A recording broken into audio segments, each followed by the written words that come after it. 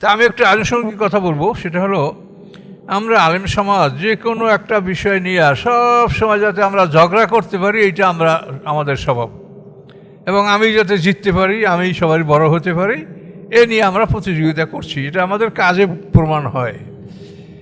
এই মরহুম খালেদা জিয়ার জানাজা হলো, এই জানাজা নিয়ে সমালোচনা, এই জানাজা হয় নাই, এটা হয়ই নাই, সূরা ফাতিহা পড়া হয় নাই, এইসব কথা নিয়ে যে বাড়াবাড়ি করা। আমাদের তো ইমামদের মধ্যে তো মতভেদ কম বেশি আছেই, কিন্তু বিষয়টা আমাদের তো বুঝতে হবে। দেখেন, ইমাম আবু হানিফা রহমাতুল্লাহ তাকে ইমামে আজম বলা হয়, এটা তো শুধু আমরা বলি না, আমাদের সারা অন্য সকল মযহাবের লোকরাই তাকে ইমামে আজম বলে। তিনি বিশ্বের সর্বশ্রেষ্ঠ বড় ইমাম। তো এখন উনি জানা যায় ফাতিহা পড়েননি, এবং এইভাবে অনেক সাহাবী, ওমর ফারুক রাদিয়াল্লাহু আনহু পড়েননি। তো এখন এটা আপনাকে বুঝতে হবে যেটা কারণটা কি। কারণটা হলো সালাতুল জানাজা তো নামাজ না, এটা হলো দোয়া। নামাজ হলে তো রুকু সেজদা থাকতো, ওখানে কি কোনো রুকু সেজদা আছে? এই সালাতুল জানাজা, জানাজা মানে মৃতদেহ, কর্পস, এই মৃতদেহের জন্য দোয়া করা, এই জন্য আপনি দাঁড়িয়েছেন। সালাতুল জানাজা মৃত দেহের জন্য, মৃত ব্যক্তির দোয়া। তো এই সালাতুল জানাজা এটা কিন্তু অন্য নামাজ না। যেমন হাদিসে আছে লা সালাতা ইল্লা বিফাতিহাতিল কিতাব, ফাতিহা ছাড়া নামাজ হয় না, এটা হাদিসে আছে। এখন এটা এই সালাতুল জানাজাটা ওই নামাজ না তো, এটা হলো দোয়া। আপনি এখানে রুকু সেজদা না, এটা দোয়া। তাহলে আপনি যে দোয়া করবেন মৃত্যুর জন্য, মৃত ব্যক্তির জন্য দোয়া করবেন। আর সূরা ফাতিহাটা হলো জীবিত মানুষের জন্য। ইয়্যাকা না'বুদু ওয়া ইয়্যাকা নাস্তাইন, এর অর্থ কি? আমরা আপনার ইবাদত করি, আপনারই কাছে সাহায্য চাই।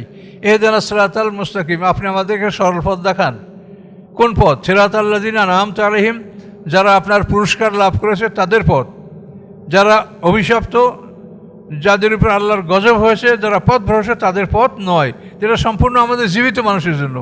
তা আপনি জানাজায় দাঁড়াইলেন মৃত ব্যক্তির দোয়া করার জন্য, আর নিজের জন্য দোয়া শুরু করে দিলেন। বলেন এটা কি যুক্তি আছে?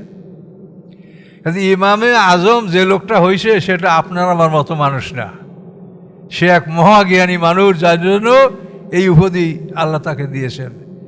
খলিফা মনসুর তাকে জেলে ঢুকাইছেন, তাকে 30টা বেত্রাঘাত করা হয়েছিল।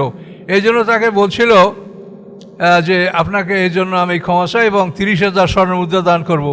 তা বলবে, বলছে যে ও টাকা কোথায় পাবে? ওর টাকা, এত জনগণের টাকা, ও আমাকে টাকা দেবে কোথার থেকে?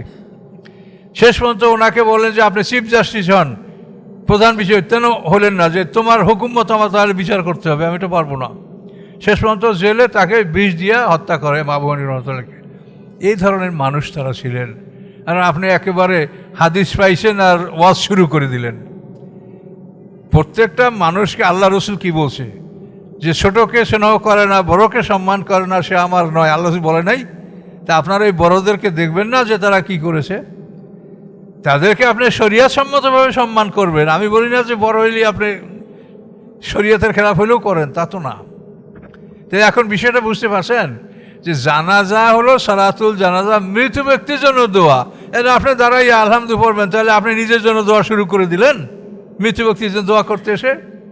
কারণ এই জন্য বলা হয়েছে যে না, এটা পড়া হবে না। আপনি ওই জানাজা যেটা নিয়ম আছে, প্রথম তাকবীরে নিয়াত, দ্বিতীয় তাকবীরে সানাত, তৃতীয় তাকবীরে দুরূদ, তারপর শেষে দোয়া। এই দোয়ার ক্ষেত্রে আপনি যে দোয়া আছে সেটা পড়েন, আরও কোরআনে যত মর্দে গানের দোয়া আছে সেটা আপনি পড়েন, এটা আপনি পড়তে পারেন।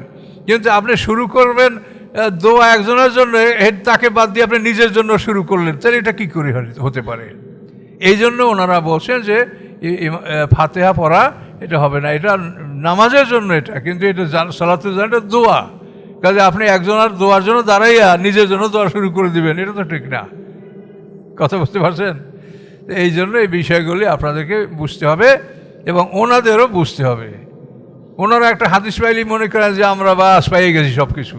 হাদিস সহি হইতে পারে, নাও হইতে পারে, এটা ভালো মন্দ অনেক কিছু হাদিসের ব্যাপারে আছে। হাদিস আর কোরআন না যেটা আপনি মানে বিনা হিসাবে নিঃসন্দেহে আপনি পড়ে নেবেন। কাজে এগুলি সময় বুঝতে হয়। আর হাদিসগুলিকে খবর বলা হয়েছে। হাদিস কি? খবর।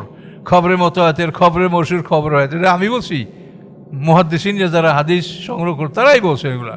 তো খবর দ্বারা কোনো এলমে ইয়াকিন হাসিল হয় না, খবর দ্বারা ধারণা।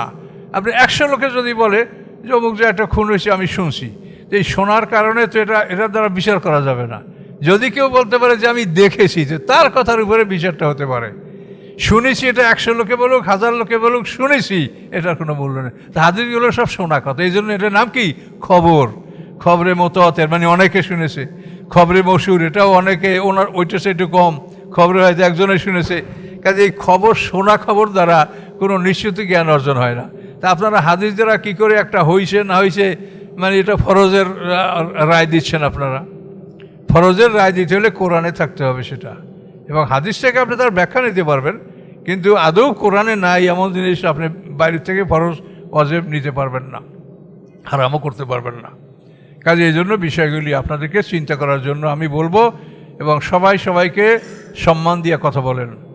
যারা মানুষকে সম্মান দিয়ে কথা বলে না, তাতে প্রমাণ হয় যে ওনার নিজেরই সম্মান নাই। যার সম্মান আছে সে মানুষকে সম্মান দিয়ে কথা বলে।